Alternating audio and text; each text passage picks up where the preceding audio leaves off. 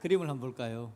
왼쪽 폭이 저렇게 착하게 살자 이렇게 이야기를 합니다. 착하게 사는 게 우리에게 꼭 필요합니다. 왜냐하니까 하나님은 우리의 하나님이시죠. 하나님은 우리와 함께 하시고 하나님이 임재 가운데 우리를 복을 내리시고 우리의 걸음을 인도해 가기를 원하시는 하나님이기 때문에 우리가 하나님 앞에 착한 것, 거룩한 것 꼭 필요한 겁니다. 하나님과 우리 사이에 늘 문제되는 건 뭐냐니까 죄 아닙니까? 우리가 방금 참회의 기도를 드리기도 했지만 하나님의 은혜를 누리지 못하는 이유는 죄 때문에, 하나님의 도우심을, 하나님의 말씀을 제대로 못 듣는 이유도 죄 때문에, 천국 못 가는 단 하나의 이유가 있다면 죄 때문입니다. 그래서 이 죄의 문제를 해결받는 게 너무 중요하고, 그래서 하나님은 우리와 함께 계셔 주기를 원하시는 하나님께서 우리 죄 문제를 해결하기 위해서 하나님 임재하시는 성막 가운데 지난주 우리가 살폈던 뭐가 있었죠? 제사 제도를 우리에게 주신 거. 그래서 짐승에게 안수하고 그 안수할 때 우리의 죄가 그에게 전가되어서 그를 죽임으로 말미암아 우리 죄 문제를 해결받는 것. 결국 우리 죄를 위해서 이 땅에 오신 예수님의 십자가 보혈의 은혜, 완벽한 제물 대신 예수님께서 우리 죄를 용서하시는 것 때문에 우리 죄가 해결받는 그 이야기들을 우리가 지난주까지 함께 나누었습니다. 자, 그런데요, 오늘은 레위기 16장에서 우리에게 이야기하는 건 뭐냐니까 개인적인 사람들의 죄보다는 공동체의 죄에 대해서 이야기를 하고 있습니다. 공동체가 하나님 은혜 가운데 제대로 서야 되는데 개인이 거룩한 삶을 살아야 되겠는데요, 내가 사는 공동체가 거룩하지 못하면, 죄가 가득하면 거기에 의하여서 심각한 영향을 받는 걸 우리는 보게 됩니다. 왜냐하면 사람들은 따라하고 함께하고 같이하고 닮아가는 일들을 해 나가기 때문에 우리 공동체가 죄악으로 가득 찼을 때 문제가 생기는 겁니다. 여러분이 속한 공동체는 거룩하기를 예수님의 이름으로 축복합니다. 여러분의 공동체, 가정, 여러분의 교회, 여러분이 속한 사회, 나라가 거룩해야 되겠는데요, 참 거룩은 힘들고 어렵습니다. 왜냐하니까 모든 존재, 우리는 다 죄를 가지고 있는, 죄성을 가지고 있는 존재이기 때문에 거룩하기가 참 어렵습니다. 그래서 가장 거룩한 공동체는 회개하는 공동체입니다. 회개하는 것.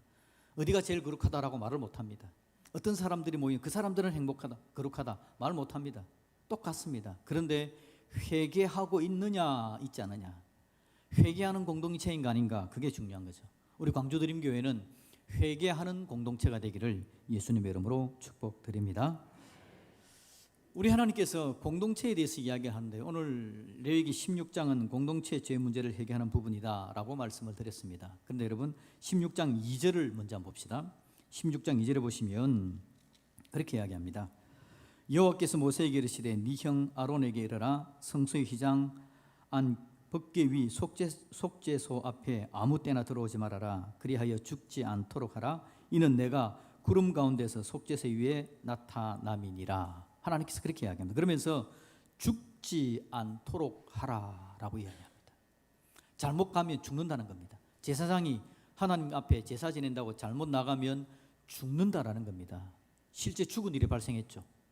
레위기, 지금 우리가 16장을 보고 있는데 레위기 10장에 보면요, 아론의 아들 나답과 아비후라는 사람들이 있는데 하나님 앞에 분향하러 갔다가 다른 불을 담아가지고 하나님께 분향했더니 2절에 보니까 불이 여호와 앞에서 나와 그들을 삼키매 그들이 여호와 앞에서 어떻게 했다고요? 죽은지라. 죽는 일이 발생을 한 겁니다. 그래서 하나님께서 지금 공동체 죄 문제를 다루시고 이 공동체 죄를 해결하려고 하시는 데 있어서 제사장들에게 개인적으로 제사장들이 어떻게 하나님 앞에 제사드리러 나가야 될지, 그리고 공동체의 죄를 어떻게 해결할지에 대해서 쭉 알려주는 게 오늘 16장의 이야기고, 한 날을 택했는데 그 날을 속죄일, 대속죄일, 욤 키프루라는 날이 바로 이 날이다라는 겁니다. 여러분, 죄는 죽입니다. 죄는 죽이는 역할을 하는 겁니다. 죄는 우리 인생을 죽이고요, 우리를 갉아먹습니다. 죄는 우리 인생을 심각하게 만들어버립니다. 그런데 공동체의 죄는 어떻게 될까요? 이 공동체 죄 문제도 똑같은 현상, 우리로 하여금 심각한 죄 문제 가운데 빠져들게 만드는 거죠. 자, 그래서 여러분 33절, 34절, 오늘 16장 33절과 34절을 한번 봅시다. 여기서 대속죄일에 속죄해야 될 대상이 누군지를 일단 알려줍니다. 자, 33절에 보니까 누구를 위해 속죄합니까? 지성소, 회막, 제단을 위해서 속죄하고요, 그 다음에는 제사장을 위해서 속죄하고요, 그 다음에는 백성의 회중을 위해서 속죄하라라고 그렇게 이야기를 하는 겁니다. 한번 방향을 잡아서 순서를 조금 한번 바꿔보면요, 먼저는 제사장과 그의 가족을 위해서 속죄를 해야 됩니다. 두 번째는 이스라엘 회중들 전체를 위해서 속죄해야 됩니다. 세 번째는 하나님께서 만들어 놓으신 지성소, 제단, 회막, 모이는 그 장소를 위해서 속죄하라라고 그렇게 이야기를 해주고 있는 겁니다. 이건 이스라엘 전체에 대한 이야기죠. 자, 제사장과 먼저요, 제사장과 제사장 자신과 집안을 위해서 속죄하라라고 이야기했는데, 제사장은요 개인이지만 개인이 아닙니다. 제사장의 역할은 뭐죠? 이스라엘 백성들, 이스라엘 공동체가 가진 죄를 하나님 앞에서 해결하기 위해서 제사를 집례하는 사람이 바로 제사장이 되는 겁니다. 그런데 이 제사장이 자기가 개인적인 죄를 가졌을 때, 아까 여러분 아론의 아들 나답과 아비후가 자기 죄 때문에 죽어 넘어가는 일들이 나타나는 거죠. 그래서 하나님은 이 공동체가 자기들의 죄를, 공동체 전체의 죄를 하나님 앞에 해결해 나가는 데 있어서 중요한 게 제사장의 죄 문제를 해결받고 제사장이 깨끗하게 되는 게 중요하다. 그래서 제사장을 위해서 속죄하라라고 그렇게 이야기를 하는 겁니다. 여러분, 오늘 이 이야기는요, 제사장에 대한 이야기는, 이 시대의 제사장은 누구죠? 이 시대의 제사장, 이 이야기는 제가 한 번씩 자주 이야기하는 이야기이기 때문에 여러분들이 이제 들어서 알만한, 이 시대의 제사장은 누굽니까? 이 시대의 제사장을 담임 목사 뭐 이렇게 생각한다면 이 시대의 제사장이 누군지 잘 모르는 거죠. 너는 택한 족속이요 왕같은 제사장이며, 여기서 너는 누구를 이야기하는 겁니까? 여러분 옆에 분에게 이야기합시다. 바로 당신입니다. 한 번 더 이야기할까요? 저에 대한 이야기입니다. 제사장은 우리 모두입니다. 구약 시대의 제사장은 정해져 있었지만 이 시대의 제사장은요, 우리 모두가 제사장입니다. 왕 같은 제사장입니다. 우리가 한 사람 한 사람이. 이 시대에는 제사장이 따로 필요 없습니다. 구약 시대 제사장의 역할은 백성의 죄를 대신해서 하나님께 아뢰드리는, 하나님과 백성 사이에 중보자의 역할을 하는 게 제사장의 역할이었는데, 우리 예수님께서 완벽한 제물이 되시고 완벽한 중보자가 되기 때문에 이제 사람과 하나님 사이에 사람이 중보가 될 필요가 없는 겁니다.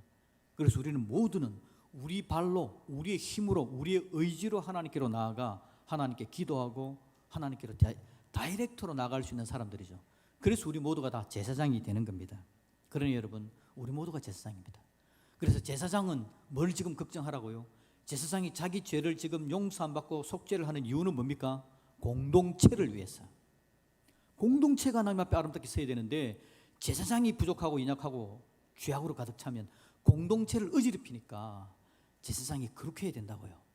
여러분, 우리 공동체를 위해서 내가 거룩하게 되겠습니다. 이게 여러분 제사장의 마인드입니다. 여러분의 가정에 여러분들의 제사장이 되시기를 예수님의 이름으로 축복합니다. 여러분의 가정이 거룩한 공동체가 되어야 되는데, 그러려면 하나님, 내가 거룩해야 되겠습니다. 예수님이 십자가 보이려 내가 나에게 가득 넘쳐나져서 내가 거룩함으로 나의 제사장 역할을 감당케 하여 주시옵소서. 교회 안에 나오면 누가 제사장이죠? 내가 제사장입니다. 교회 안에 우리 모두가 다 하나님 앞에 제사장이죠. 특히 여러분 사역자들, 교역자들, 직분자들, 교회 안에서 선배된 분들, 교회 안에서 다른 사람들에게 조금 더 영향을 미치는 사람들은 더 그래야 되겠고, 우리 모두가 다 왕같은 제사장이기 때문에 그렇게 하나님 앞에 서야 되는 거죠. 두 번째, 여러분, 첫 번째는 제사장을 위한 속죄입니다. 두 번째는 누구를 위한 속죄라고요? 이스라엘 회중 전체를 위한 속죄입니다. 이스라엘 회중들이 여러분 죄를 범하면 하나님께로 나아가서 번죄를 드립니다. 그래서 용서함을 받죠. 그건 1년에 몇 번 있느냐? 1년에 매일 있는 일입니다. 매일 있는 일인데, 하루를 특별하게 잡아서 모든 이스라엘 백성들, 모든 회중을 위하여서 속죄를 하는 겁니다. 제사장도 마찬가지고.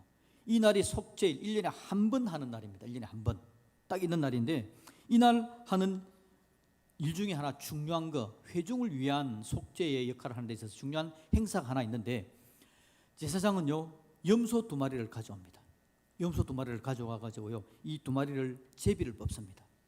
하나는 하나님을 위해서, 여호와를 위해서, 하나는 아사셀을 위해서 그렇게 역할을 맡깁니다. 그 이야기가 여러분 16장 8절부터 10절까지 이야기인데 우리 같이 한번 읽어봅시다. 16장 8절부터 10절까지 시작. 두 염소를 위하여 제비 뽑되 한 제비는 여호와를 위하고 한 제비는 아사셀을 위하여 할지며 아론은 여호와를 위하여 제비 뽑은 염소를 속죄제로 드리고 아사셀을 위하여 제비 뽑은 염소는 산채로 여호와 앞에 두었다가 그것으로 속죄하고 아사셀을 위하여 광야로 보낼지니라. 아멘. 자, 염소 두 마리를 내려와 가지고 제비를 뽑아서 하나는 여호와를 위해서, 하나는 아사셀을 위해서. 여호와를 위한 이 염소는요 바로 죽입니다. 왜냐하니까 이스라엘 회중들 전체의 죄를 짊어지고 하나님께로 나아가는 겁니다. 그래서 이 염소는 죽여서 하나님께 제물로 드리고요, 아사셀을 위해서 뽑힌 이 염소를 향해서 아사셀 염소라고 이야기하는데, 이 염소는 산채로 그냥 그대로 두었다가 이스라엘 백성들의 죄를 그에게 전가시킵니다. 제사장이 그에게 안수하였어. 죄를 짊어지게 만듭니다. 그리고 얘는 죽이는 게 아니라 이제 광야로 쫓아보냅니다. 광야로 보내는 거죠. 그럼 이 염소는 이스라엘 공동체 전체의 죄를 짊어지고 광야로 가는 겁니다. 이건 어떤 의미냐니까 여호와를 위한 제사. 그래서 한 마리를 죽인 건요 하나님과 수직적인 관계 속에서 죄 문제를 해결하는 것이라면 눈에 보이게, 이 아사셀 염소의 역할은 뭐냐니까 공동체의 죄를 짊어지고 멀리 떠나는 겁니다. 추방시켜버리는 겁니다. 우리 공동체의 죄를 추방시켜버리고 없애버리고 떠나버리게 만드는 거죠. 시편에 그런 이야기가 있습니다. 동이 서에서 먼 것처럼 나를 죄악에서 멀리 하시고, 동이 서에서 먼 것처럼 이 아사셀 염소를 멀리 떠나버리는 겁니다. 저 멀리. 이 아사셀 염소가 돌아오면 됩니까 안 됩니까? 죄를 짊어지고 갔는데 돌아오면 큰일 나잖아요. 그래서 이 부분을 가지고 지난 수요일 날 우리 최정아 목사가 설교하면서 그렇게 이야기했습니다. 아사셀 염소가 돌아오면 안 되기 때문에 사람들이 쫓아가가지고는요 이 염소를, 이스라엘 유대 광야에 가면 골짜기가 많거든요. 골짜기가 많은데 그 골짜기에 집어 던져버린 겁니다. 돌아오지 못하게. 아사셀 염소는 돌아오면 안 되는 겁니다. 짊어지고 죽어야 되는 거죠. 이 역할을 감당하신 분이 누구십니까? 바로 우리 예수님이시죠. 우리 예수님께서 십자가에 죽으시는 겁니다. 아사셀 염소로서 우리의 모든 죄를 짊어지시고 죽어주신 예수님. 근데 그 예수님께서 십자가에 올라갔다가 내려오면 됩니까 안 됩니까? 안 되죠. 예수님은 죽기 위해서 이 땅에 오셨고 십자가에 올라가시고 결국은 죽으심으로 말미암아 우리 모든 인생의 죄 문제를 해결하신 분이 예수님이시죠. 아사셀 염소는 그런 역할을 하는 겁니다. 그리고는 우리 공동체의 죄를 짊어지고 떠나는, 죄악을 제거하는 그런 역할을 하게 된 거죠. 하나님은 이스라엘 공동체의 죄를 없애는 이 중요한 역할을 아사셀 염소에게 맡기신 장면을 보게 되는 겁니다. 속죄를 하는 세 번째 속죄는 뭘 위한 속죄라고요? 지성소와 성소와 제단을 위한 속죄입니다. 여러분, 지성소, 성소, 제단에서는 어떤 일을 하는 거죠? 방금 말씀드린 것처럼 1년 360을 하는 일이요, 짐승을 죽이는 겁니다. 왜냐하니까 매일의 번제를 통해서 이스라엘 사람들의 죄를 지금 위해서 짐승들이 그렇게 죽어나가는 겁니다. 계속해서 그렇게 제사를 지내다 보니 어떤 일이 발생할까요? 그 성전이, 사람들이, 죄 지은 사람들이 왔다 갔다 하고 짐승을 끌고 오니까 짐승이 똥을 싸기도 하고 죽이면 내장이 나오기도 하고 피가 흐르기도 하고 다양한 찌꺼기들이, 제사에 부산무들 찌꺼기들이 생기는 거죠. 이게 부정해지는 겁니다. 그래서 하나님께서 1년에 한 번씩 이 지성소와 성소와 속죄제를 위해, 제단을 위해서 속죄하는 시간을 가지게 되는 겁니다. 여러분, 이 시대에 지성소, 성소, 제단 있습니까 없습니까? 없죠. 공동체를 위한 제사, 속죄라고 이야기했는데 우리 교회를 한번 생각해 봅시다. 교회는 얼마나 놀라운 공동체인지 모릅니다. 장소, 이 교회는요 하나님의 은혜가 있는 곳이죠. 예배하는 곳입니다. 예배할 때 성령께서 우리와 함께 하셔서 우리에게 은혜와 사랑과 위로와 능력을 대해 주실 줄로 믿습니다. 하나님께서 임재하시는 이 교회 너무 중요합니다. 죄를 지은 사람이 이 교회로 돌아오는 겁니다. 회개 기도하는 거죠. 옆에서 사람들이 같이 기도해 줍니다.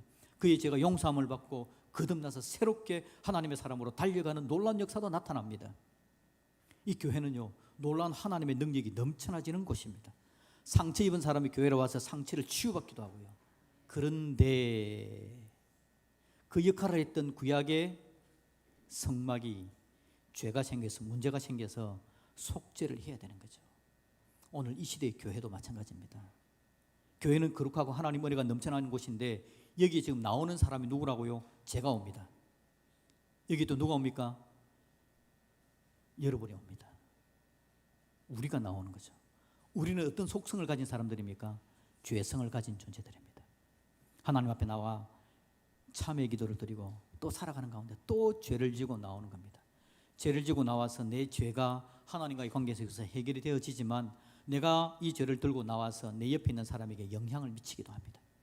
어떤 때는 내 죄가 사람들을 힘들게 만들고 아프게 만들고, 어떤 때는 내 죄가 그 사람들을 오염시켜서 그 사람도 죄짓게 만들고, 이 교회라는 장소가 너무 거룩하고 복되고 아름다운 곳이지만 이 교회 역시도 사람이 모이는 장소이기 때문에, 사람이 모이는 장소면 반드시 나타나는 그런 현상들이 이 교회에도 나타나는 겁니다. 여러분 여러분 클럽들 있잖아요. 좋은 클럽들, 좋은 의미로 모였던 클럽들, 막 모인 그 장소들, 거기에 처음에는 잘 모였는데 시간이 지나면 안에서 문제가 생기고 다투고 하는 현상들이 있지 않습니까? 그래서 같이 하니 못하니, 하나를 분리해서 하나 더 만드니, 막 이런 이야기가 나타나는데, 이 교회가 너무 거룩하고 아름다운 장소이지만 이 교회 역시도 그런 사람들이 왔다 갔다 하는 곳이기 때문에 그런 어려움들이 있는 겁니다. 여러분 옆에 분에게 인사합시다. 제가 잘못했습니다. 내가 착하게 살아야 되는데 내가 잘못해서 옆에 있는 분들한테 이 교회가 오염이 되는 거죠. 우리 하나님은 우리 공동체가 거룩한 공동체가 되기를 원하시는 줄로 믿습니다. 하나님은 그 이야기를 오늘 우리에게 들려주는 겁니다. 그래서 성막과 성소와 지성소 안에 있던 찌꺼기를 제거하고 1년에 한 번씩 거룩하게 하는 이 세레머니를, 이 일을 하게 했다라는 거죠. 우리 교회 안에도 여러분 찌꺼기가 있습니다. 여러분 가정도 마찬가지일 겁니다. 사랑으로 뭉쳐진 가정인데, 가족이 남편과 아내가 자녀가 함께 모여있는 곳인데, 이곳이 정말 하나님 은혜로 거룩한 예수님께서 함께 하시는 놀랍고 아름다운 가정인데, 이 가정에서 생명의 역사가 나타나고 서로 위로하고 세워주고 놀라운 하나님의 능력을 경험하는 공동체이긴 하지만, 이 가정도 죄성을 가진 아빠, 죄성을 가진 엄마, 죄성을 가진 자녀들이 함께 있으니까 이 안에도 어려움이 생기는 겁니다. 여러분의 가정의 찌꺼기도 하나님의 보혈의 은혜로, 예수님의 십자가 보혈의 은혜로 깨끗게 되는 믿음의 역사가 있기를 우리 예수님의 이름으로 축복드립니다. 그 가정에서 누가 제사장의 역할을 감당합니까? 제가요, 여러분들이요, 우리 각자가 제사장의 역할을 감당하는 겁니다. 그래서 교회 안에서 이 교회가 거룩하게 되기 위해서 제사장의 마인드를 가지고 하나님 앞에 속죄함으로 나아가듯이, 여러분 각 가정에 죄를 가진 여러분들이, 하나님 나 때문에 우리 가정이 심각한 어려움에 빠져 있습니다. 내 자녀가 어려움이 있는 것은 나 때문에 그렇습니다. 내 남편이 어려움이 있는 것은 나 때문에 그렇습니다. 내 아내의 문제가 있는 것은 하나님 나 때문에 그렇습니다. 우리 부모님 부족한 것은 나 때문에 그렇습니다. 우리 모든 가족 구성원들이 제사장의 마음으로 공동체 안에서 여러분 가정의 공동체의 찌꺼기를 제거하는 믿음의 역사가 있기를 예수님의 이름으로 축복드립니다.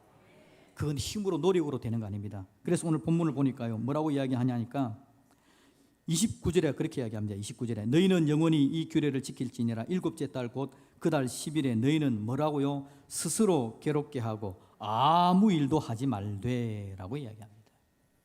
내가 여러분 어쩌면 내가 일하는 게 오히려 문제를 일으킵니다. 그래서 아무 일 안 하는 건요, 예수님의 십자가 보혈의 은혜를 바라보는 겁니다. 하나님 내 능력으로 되는 게 아니라 예수님의 십자가 보혈의 은혜로만 이 공동체, 내 공동체의 문제가 해결될 줄로 믿사오니 하나님 도우시고 은혜 내려 주십시오. 예수님의 보혈의 은혜가 우리 가운데, 우리 공동체 가운데 넘쳐날 수 있기를 예수님의 이름으로 축복드립니다.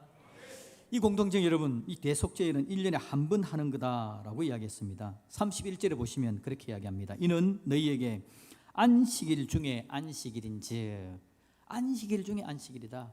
얼마나 중요한 날이냐. 그래서 너희는 스스로 괴롭게 해라 라고 그렇게 이야기하기도 하죠.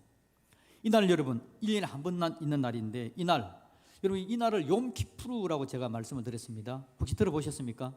요구르트 이름은 아니고요, 욤키푸르. 이게 그 세계사에 관심이 있고 뉴스에 관심이 있는 분들은 들어봤을 가능성이 있습니다. 그림을 하나 보여드릴게요. 욤키푸르라고 1973 저렇게 되어 있고 밑에 군인들이 막 있는 모습인데, 저 군인들이 누구냐니까 이스라엘 군입니다.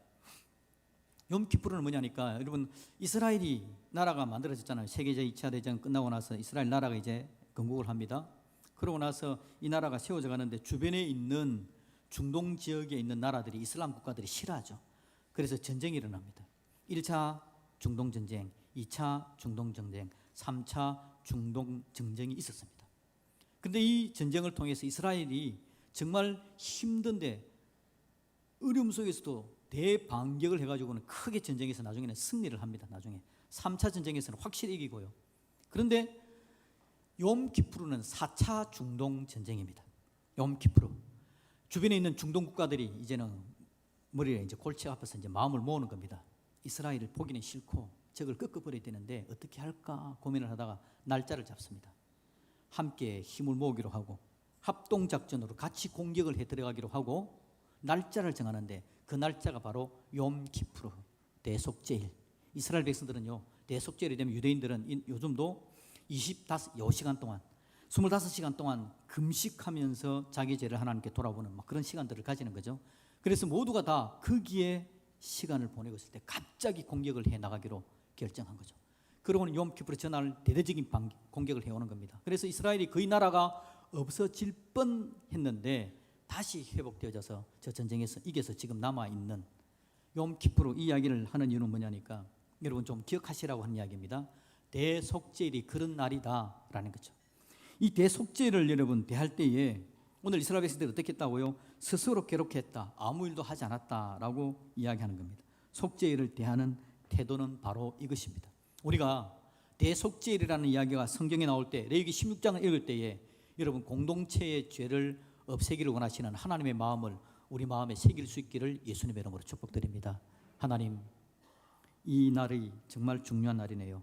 하나님께서 우리 공동체를 너무 사랑하시는데 하나님 이 날을 바라볼 때 내가 하나님 은혜 가운데 깊이 나가게 하시고 예수님의 십자가 보혈의 은혜가 아니면 아무것도 안 되는 걸 하나님 내가 인정하게 하시고 그래서 교회 안에 뭘 주장하기보다 교회 안에 내 죄가 영향을 미칠 수 있다는 걸 기억하면서 이 공동체를 아름답고 복되게 세워나가기 위해서 내가 더 귀한 하나님의 사람으로 세워지고 회개하는 하나님의 사람이 될 수 있도록 도와달라고 그렇게 달려갈 수 있기를 예수님의 이름으로 축복합니다. 다시 말씀드리면요, 거룩한 공동체가 없는데 가장 거룩한 공동체는 뭐라고요? 회개하는 공동체입니다. 회개하는 공동체.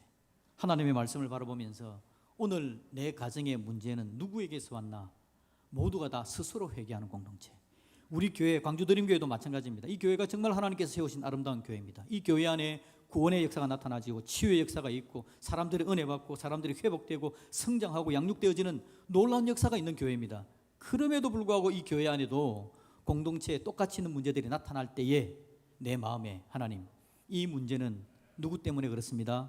나 때문에 그렇습니다. 고백하는 사람들이 있을 때에 우리 하나님께서 우리에게 은혜를 다해 주셔서 이 공동체의 문제를 제거하시고 이 공동체가 각자 한 사람 한 사람을 세워나가는 복되고 아름다운 은혜의 역사가 나타나게 될 줄로 믿습니다. 여러분, 죄의 영향력을 벗어나는 복되고 아름다운 공동체, 하나님께서 왕이신 하나님이 거룩하시기 때문에 백성된 우리도 다 거룩한 공동체를 만드는 우리가 되게 하여 주시옵소서. 그렇게 고백하는 우리 모두가 되기를 예수님의 이름으로 축복드립니다. 저를 따라 한번 할까요? 예수님의 은혜로 착하게 삽시다.